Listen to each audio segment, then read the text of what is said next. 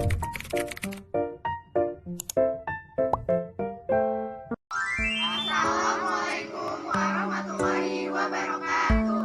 Kami dari kelompok Tuhan. Di sini kami akan membahas tentang demokrasi Indonesia. Sebelum melanjutkan pembahasan tentang demokrasi Indonesia, izinkan kami memperkenalkan diri. Halo, nama saya Musa. Saya Fadli. Aku Kia. Sama.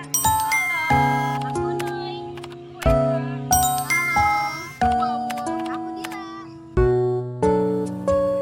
Saya akan menjelaskan mengenai makna demokrasi. Pada pemilihan langsung kepala daerah atau pilkada dan pemilihan presiden atau pilpres, rakyat dapat menyampaikan aspirasi atau suara secara langsung dalam memilih pimpinan, yaitu gubernur, bupati atau wali kota, dan presiden. Dalam pemilihan tersebut biasanya dilangsungkan dengan suasana luber, langsung, umum, bebas, dan juga rahasia. Fenomena di mana rakyat memilih langsung pimpinan pemerintah ini biasanya dikenal dengan istilah demokrasi. Jadi, apa sih demokrasi itu? Demokrasi berasal dari kata Yunani, demos dan kratos. Demos artinya rakyat dan kratos artinya pemerintahan. Sehingga demokrasi berarti pemerintahan rakyat, yaitu pemerintahan yang rakyatnya memegang peranan yang sangat penting. Lalu menurut Abraham Lincoln, demokrasi adalah pemerintahan yang diselenggarakan dari rakyat, oleh rakyat, dan untuk rakyat. Selanjutnya, saya akan menjelaskan prinsip-prinsip demokrasi menurut Robert Alanda. Terdapat 6 prinsip demokrasi. Yang pertama itu adanya kontrol atas keputusan pemerintah. Dalam hal ini, pemerintah dalam mengambil keputusan masih dikontrol oleh lembaga legislatif, DPR, dan DPRD. Di Indonesia, kontrol tersebut terlihat dari keterlibatan DPR dalam penyusunan anggaran, penyusunan perundang-undangan, dan uji kepatuhan dan kelayakan untuk pengangkatan pejabat negara yang dilakukan oleh pemerintah. Prinsip yang kedua yaitu adanya pemilihan yang teliti dan jujur. Demokrasi dapat berjalan dengan baik apabila adanya partisipasi aktif warga negara dan partisipasi tersebut dilakukan dengan teliti dan jujur. Suatu keputusan tentang apa yang dipilih didasarkan pengetahuan warga negara yang cukup dan informasi yang akurat serta dilakukan dengan jujur. Prinsip yang ketiga, adanya hak memilih dan dipilih. Hak memilih untuk memberikan hak pengawasan terhadap pemerintahan serta memutuskan pilihan yang terbaik sesuai dengan tujuan yang ingin dicapai rakyat. Hak dipilih memberikan kesempatan kepada setiap warga negara yang mempunyai kemampuan dan kemauan serta memenuhi persyaratan untuk dipilih dalam menjalankan amanat dari warga pemilihnya. Lalu adanya prinsip kebebasan menyatakan pendapat tanpa ancaman. Demokrasi membutuhkan kebebasan dalam menyampaikan pendapat, berserikat dengan rasa aman. Apabila warga negara tidak dapat menyampaikan pendapatnya atau kritik dengan lugas, maka saluran aspirasi akan tersendat dan pembangunan tidak akan berjalan dengan baik. Prinsip yang kelima, adanya kebebasan mengakses informasi. Demokrasi membutuhkan informasi yang akurat. Untuk itu, warga negara harus mendapatkan akses informasi yang memadai. Keputusan pemerintah harus disosialisasikan dan mendapat persetujuan DPR, serta menjadi kewajiban pemerintah untuk memberikan informasi yang benar. Di sisi lain, DPR dan rakyat juga mencari informasi, sehingga antara pemerintah dan DPR mempunyai informasi yang akurat dan juga benar. Prinsip yang terakhir, prinsip ke-6, adanya kebebasan berserikat yang terbuka. Kebebasan ini memberikan dorongan bagi warga negara yang merasa lemah, dan untuk memperkuatnya membutuhkan teman atau kelompok dalam bentuk serikat. Biasanya adanya serikat pekerja. Terbukanya sistem politik memungkinkan rakyat memberikan aspirasi secara terbuka dan lebih baik. Halo, saya Aulia dan saya akan membahas mengenai demokrasi Pancasila. Sebelumnya, perlu kita ketahui bahwa demokrasi Pancasila bersumber dari ideologi nasional, yaitu seperangkat nilai yang dianggap baik sesuai dengan keadilan dan menguntungkan bangsa. Nilai-nilai yang terkandung di Pancasila sesuai dengan ajaran demokrasi. Nilai-nilai luhur Pancasila juga tertuang dalam UUD 1945 sesuai dengan pilar demokrasi modern. Nilai-nilai demokrasi yang terjabar dalam Pancasila ialah yang pertama, kedaulatan rakyat, yaitu didasarkan pada bunyi alamiah keempat, yaitu yang terbentuk dalam suatu susunan negara Republik Indonesia yang berkedaulatan rakyat. Kedua, republik, yaitu didasarkan atas bunyi alamiah keempat yang terbentuk dalam suatu susunan negara Republik Indonesia. Yang ketiga, negara berdasarkan hukum, yaitu yang tercantum pada kalimat negara Indonesia yang melindungi segenap bangsa Indonesia dan seluruh tumpah darah Indonesia, memajukan kesejahteraan umum, mencerdaskan kehidupan bangsa, ikut melaksanakan ketertiban dunia yang berdasarkan kemerdekaan, perdamaian abadi, dan keadilan sosial.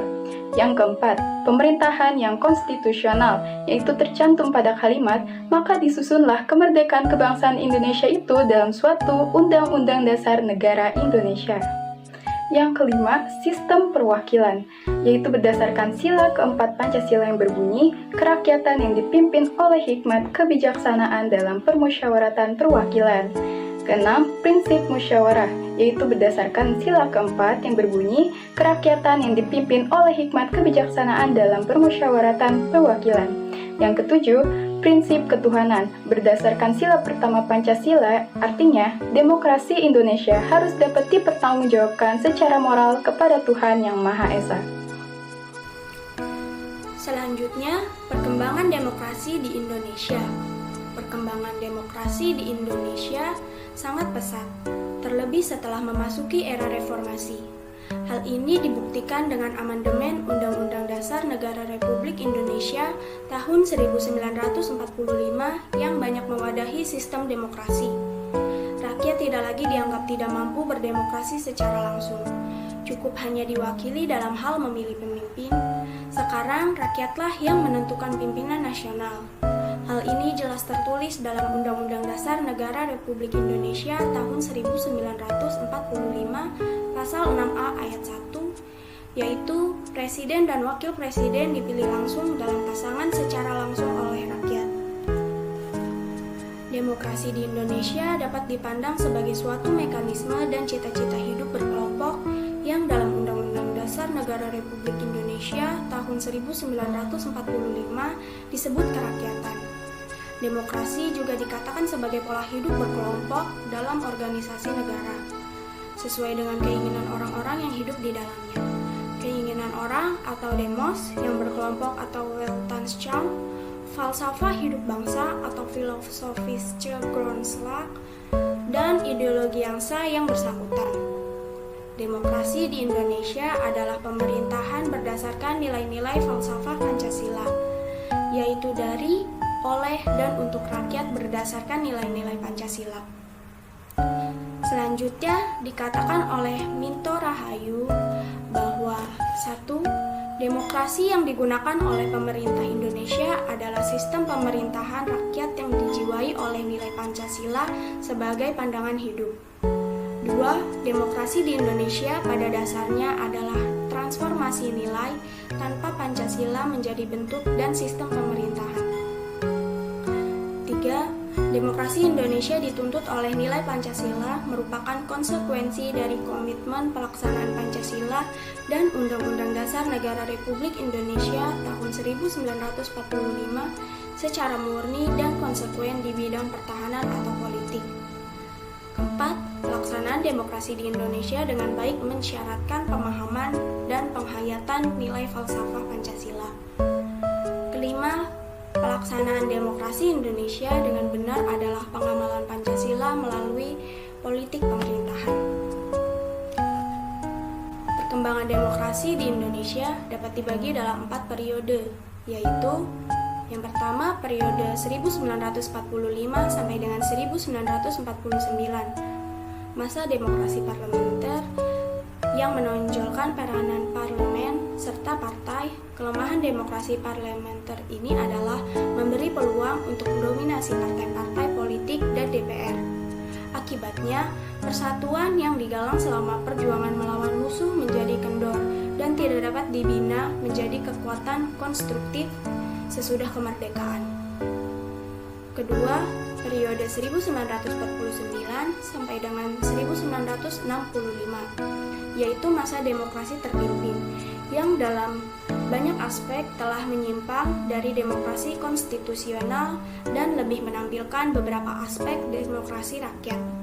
Masa ini ditandai dengan dominasi presiden, terbatasnya peran partai politik, perkembangan pengaruh komunis, dan peran ABRI sebagai unsur sosial politik semakin luas.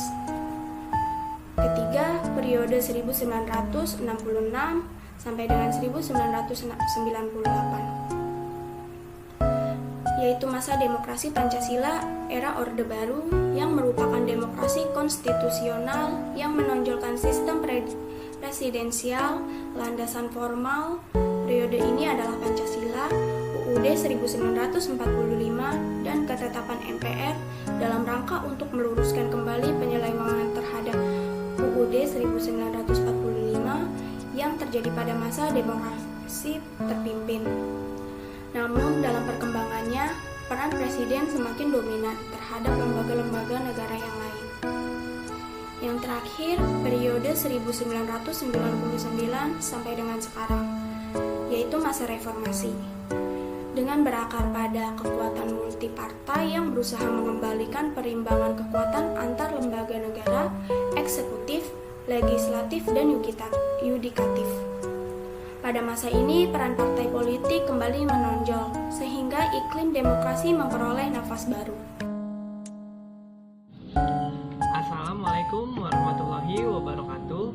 Saya Muhammad Fadlisyah. Di sini saya akan menjelaskan tentang pelaksanaan demokrasi di Indonesia, yaitu demokrasi liberal dan demokrasi terpimpin.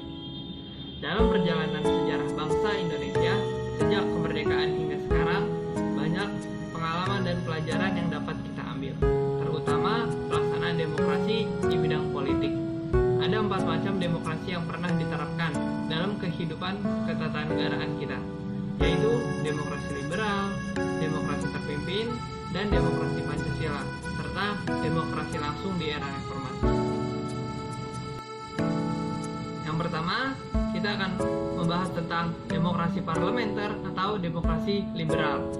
Demokrasi parlementer di pemerintahan kita telah dipraktikkan pada masa berlakunya Undang-Undang Dasar 1945 periode pertama, kemudian dilanjutkan pada masa berlakunya Republik Indonesia Serikat tahun 1949 dan UUDS 1950. Pelaksanaan demokrasi parlementer tersebut secara yuridis resmi berakhir pada tanggal 5 Juli 1959 bersamaan dengan pemberlakuan kembali Undang-Undang Dasar 1945. Pada masa berlakunya demokrasi parlementer, kehidupan politik dan pemerintahan tidak stabil, sehingga program dari suatu pemerintah tidak dapat dilaksanakan dengan baik dan berkesinambungan.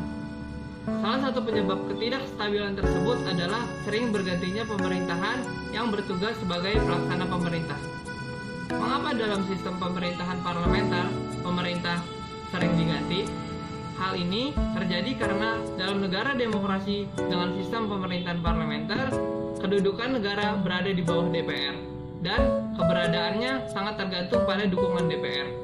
Dan pemerintah lain adalah timbulnya perbedaan pendapat yang sangat mendasar di antara partai politik yang ada pada saat itu. Yang kedua, ada demokrasi terpimpin. Pada tanggal 5 Juli 1959, Presiden Soekarno mengeluarkan dekret presiden.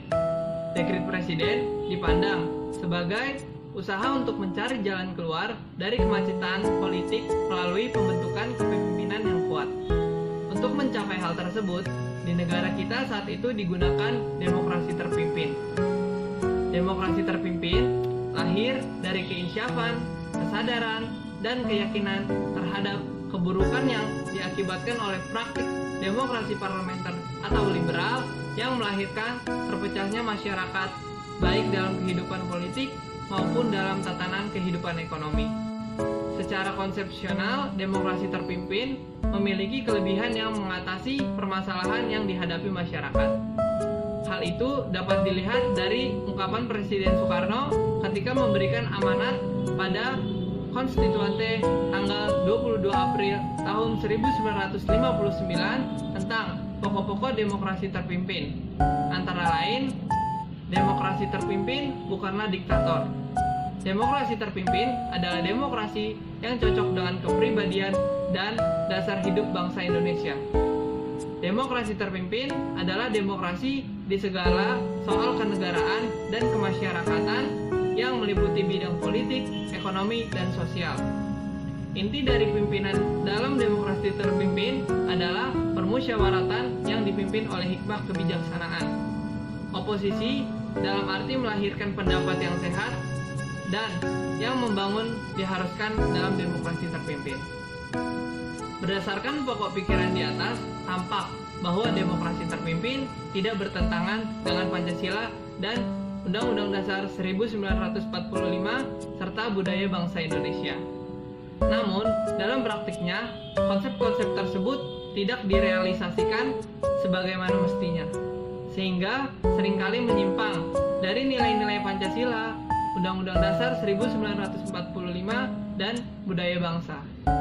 Penyebab penyelewengan tersebut selain terletak pada Presiden, juga karena kelemahan legislatif sebagai partner dan pengontrol eksekutif, serta situasi sosial politik yang tidak menentu saat itu. Selanjutnya, demokrasi dan Orde Baru. Latar belakang munculnya demokrasi Pancasila adalah adanya berbagai penyelewengan permasalahan yang dialami bangsa Indonesia pada masa berlakunya demokrasi parlementer dan demokrasi terpimpin. Dua jenis demokrasi tersebut tidak cocok diterapkan di Indonesia yang bernafaskan kekeluargaan dan gotong royong. Sejak lahirnya Orde Baru, diberlakukan demokrasi Pancasila sampai saat ini. Secara konseptual, demokrasi Pancasila masih dianggap dan dirasakan paling cocok diterapkan di Indonesia. Demokrasi Pancasila bersumberkan pada pola pikir dan tata nilai sosial budaya bangsa Indonesia dan menghargai hak individu yang tidak terlepas dari kepentingan sosial. Demokrasi Pancasila mengandung arti bahwa dalam menggunakan hak-hak demokrasi haruslah disertai rasa tanggung jawab kepada Tuhan Yang Maha Esa menurut agama dan kepercayaan masing-masing. Menjunjung tinggi nilai-nilai kemanusiaan sesuai dengan martabat dan harkat manusia, haruslah menjamin persatuan dan kesatuan bangsa dan harus dimanfaatkan untuk mewujudkan keadilan sosial. Jadi, demokrasi Pancasila berpangkal dari kekeluargaan dan gotong royong.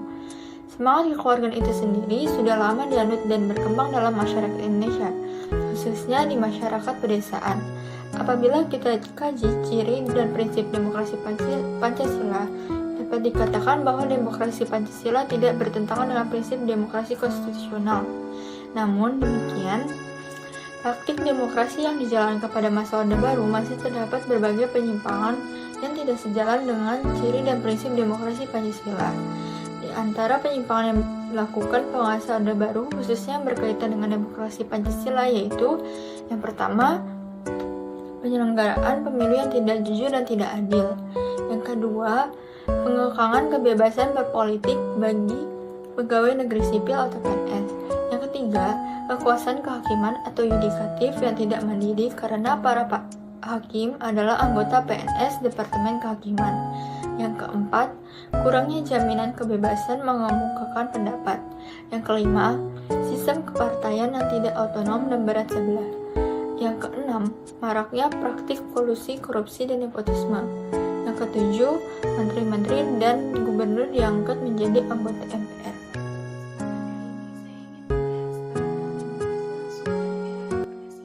Seperti yang kita tahu, Orde Reformasi merupakan konsensus untuk mengadakan demokratisasi dalam segala bidang kehidupan, pada bidang politik, ekonomi, dan hukum. Perubahan terjadi dilakukan secara bertahap, karena reformasi berbeda dengan revolusi. Reformasi mengandung arti perubahan yang mengarah pada persamaan politik negara dan ekonomi yang lebih merata, termasuk perluasan basis partisipasi politik rakyat. Pada reformasi di negara kita sekarang ini, upaya meningkatkan partisipasi politik rakyat dalam kehidupan bermasyarakat, berbangsa dan bernegara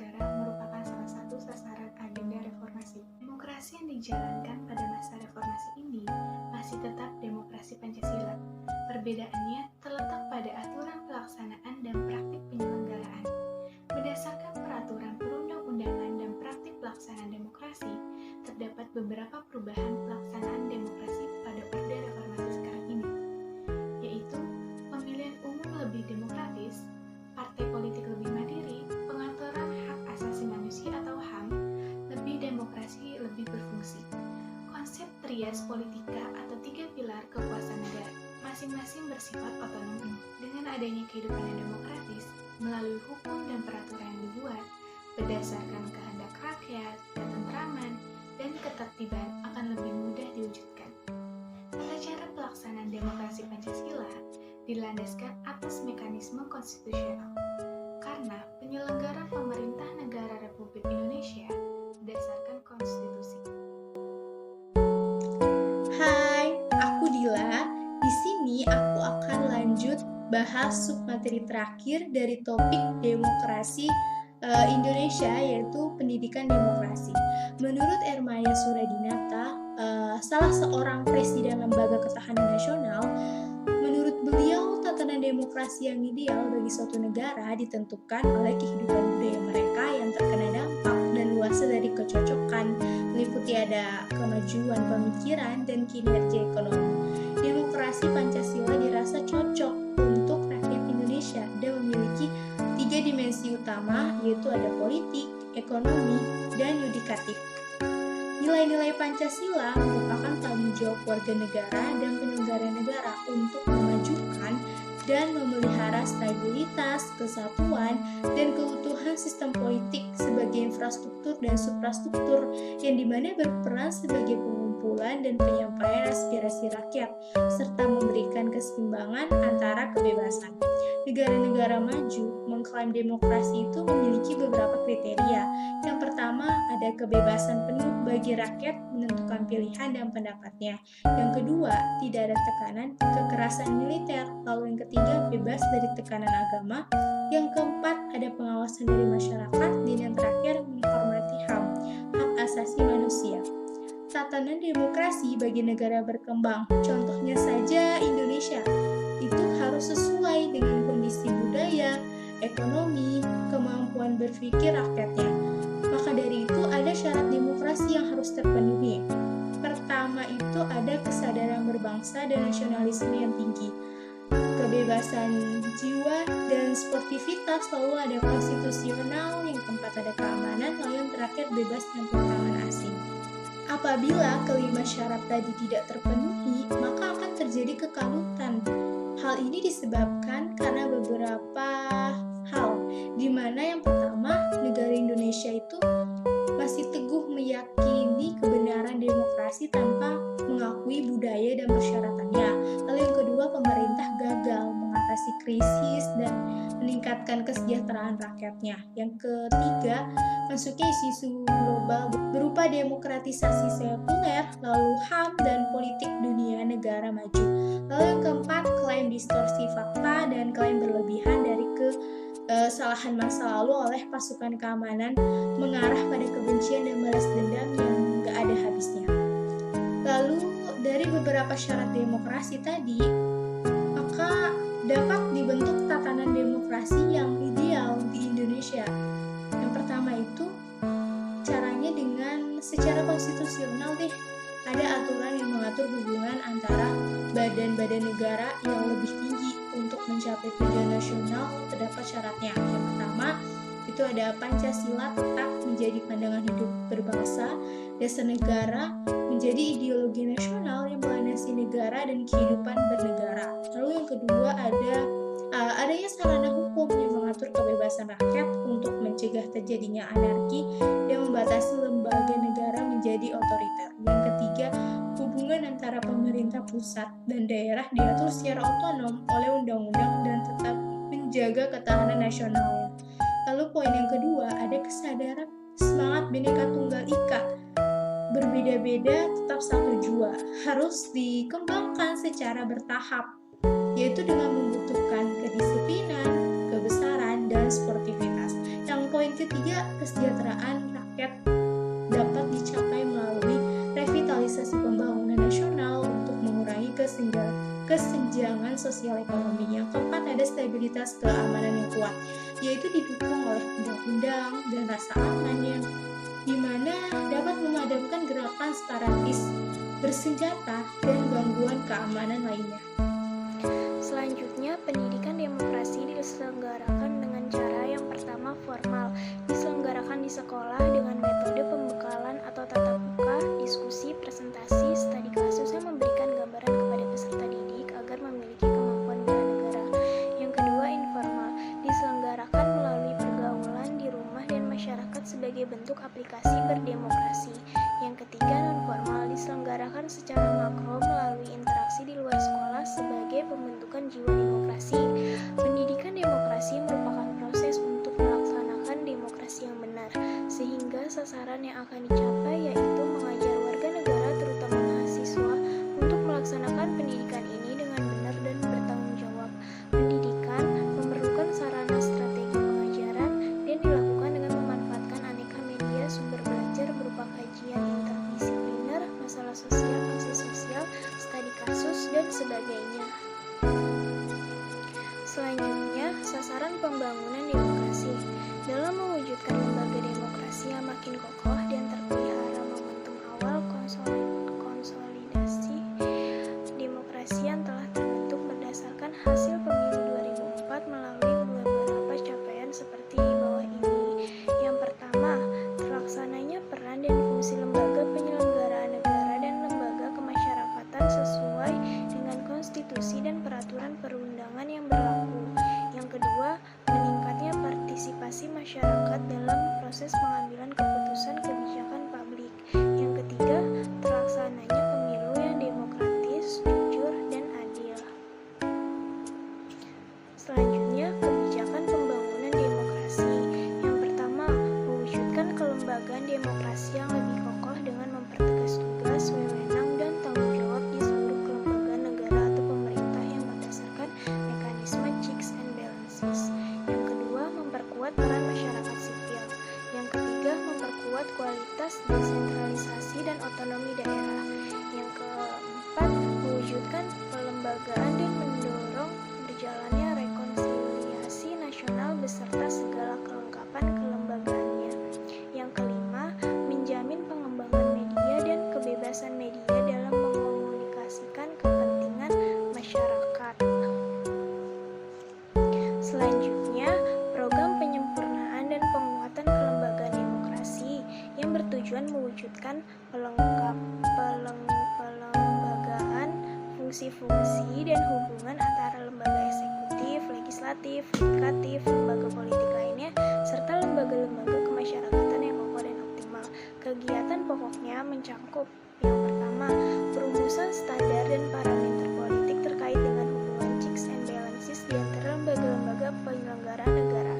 Yang kedua, peningkatan kemampuan lembaga eksekutif yang profesional dan netral. Yang ketiga, perumusan kerangka politik yang lebih jelas mengenai kewenangan dan tanggung jawab antara pusat dan daerah dalam konteks desentralisasi dan otonomi daerah. Yang keempat, fasilitas perumusan yang lebih menyeluruh terhadap semua peraturan perundangan yang berkaitan dengan pertahanan keamanan negara untuk mendorong profesionalisme Polri, TNI, dan menjaga netralitas politik kedua lembaga tersebut. Yang kelima, fasilitas peningkatan kualitas fungsi dan peran lembaga legislatif yaitu DPR, DPD, dan DPRD.